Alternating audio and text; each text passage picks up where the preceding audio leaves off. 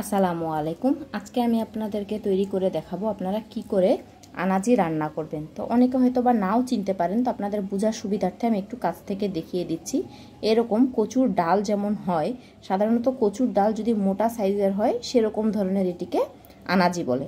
তো এখন আমি এগুলোকে পরিষ্কার করে কেটে নিব। তো আমি আপনাদের বোঝার সুবিধার্থে একটু কেটে দেখিয়ে দিচ্ছি।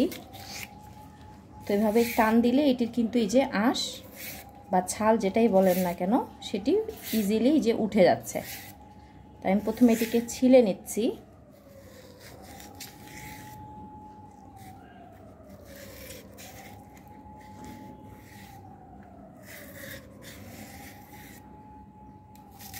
তো আপনারা আপনাদের পছন্দ মতন শেপ এবং সাইজ অনুযায়ী কেটে নিতে পারেন। তো আমি এটিকে জাস্ট এইভাবে গোল গোল করে কেটে নিচ্ছি।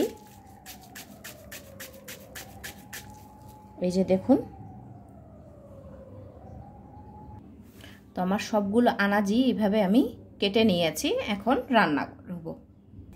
তো একটি পাত্রে আমি কিছুটা পরিমাণ তেল দিয়ে নিয়েছি। এখন এর মধ্যে দিয়ে দিচ্ছি আমি একটি কাঁচা পেঁয়াজ,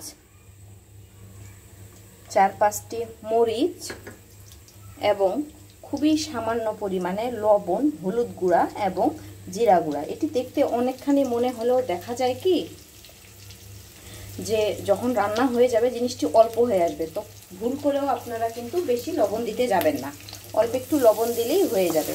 তারপর এটিকে নেড়ে চেড়ে একটু মিক্স করে নিচ্ছি। আর আরেকটি কথা বলে দিই, যখন আনাজিটি ধুবেন যদি দেখেন যে হাতে ধরছে, যেমন আমি আমারটা ধুতে গিয়ে দেখছি যে হাতে ধরছে, মানে হালকা করে চুলকাচ্ছে, তাহলে আপনারা কি করবেন, 2টো টমেটোর টুকরা এভাবে দিয়ে দিবেন। তাহলে হবে কি, যখন আপনারা খাবেন তখন আর এটি গলায় ধরবে না, এজন্যই এটি দেওয়া। তো তারপর এটিকে নেড়ে চেড়ে ভালো করে মিক্স করে নিয়ে জাল করব যতক্ষণ না পেঁয়াজটি কিছুটা নরম হয়ে আসছে।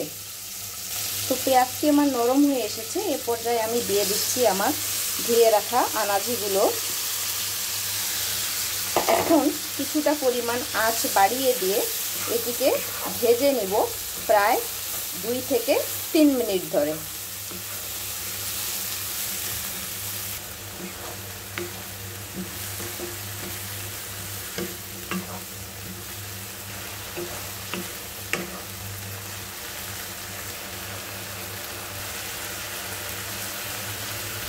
তো আমার 3 থেকে 4 মিনিট হয়ে গিয়েছে ভাজা। এ পর্যায়ে আমি দিয়ে দিব একটি মাছের মাথার টুকরা। আপনারা যে কোনো মাছের মাথা ব্যবহার করতে পারেন।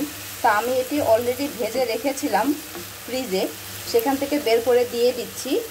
তো আমি কিভাবে ভেজেছি সেটার ভিডিও আমার চ্যানেলে আপলোড করা রয়েছে, আপনারা চাইলে সেটি দেখে নিতে পারেন, লিংক ডেসক্রিপশন বক্সে পেয়ে যাবেন। এ পর্যায়ে আমি ঢেলে দিব কিছুটা পরিমাণ পানি, এটি সিদ্ধ হওয়ার জন্য। তো খুব বেশি পানি দিতে যাবেন না, আশা করি দেখেই বুঝতে পারছেন যে কি পরিমাণ আমি পানি দিয়েছি। তো এখন আমি ঢাকনা দিয়ে ঢেকে একদম লো আঁচে রেখে দিব 10 মিনিটের জন্য, খুব ভালো মতো সিদ্ধ হয়ে আসা পর্যন্ত। তো 10 মিনিট পর আমরা ঢাকনাটি খুলে দেখি কি অবস্থা। এটি মনে হয় মোটামুটি সিদ্ধ হয়ে এসেছে। তো এই পর্যায়ে আমি মাছের মাথাটিকে ভেঙে দিচ্ছি।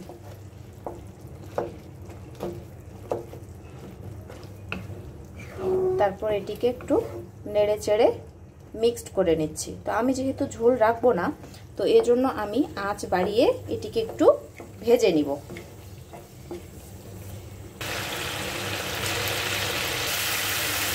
তো আমি চুলাটি বন্ধ করে দিচ্ছি। আমার রান্নাটি কমপ্লিট হয়ে গিয়েছে। আপনাদের বোঝার সুবিধার্থে একটু কাছ থেকে দেখিয়ে দিই কেমন হয়েছে। তো আমি খুবই সামান্য পরিমাণে একটু জাস্ট হালকা মাখো মাখো টাইপের একটু ঝোল রেখেছি। তো আশা করি রেসিপিটি আপনাদের ভালো লেগেছে এবং আমার চ্যানেলটিকে অবশ্যই লাইক এবং সাবস্ক্রাইব করতে ভুলবেন না। আসসালামু আলাইকুম।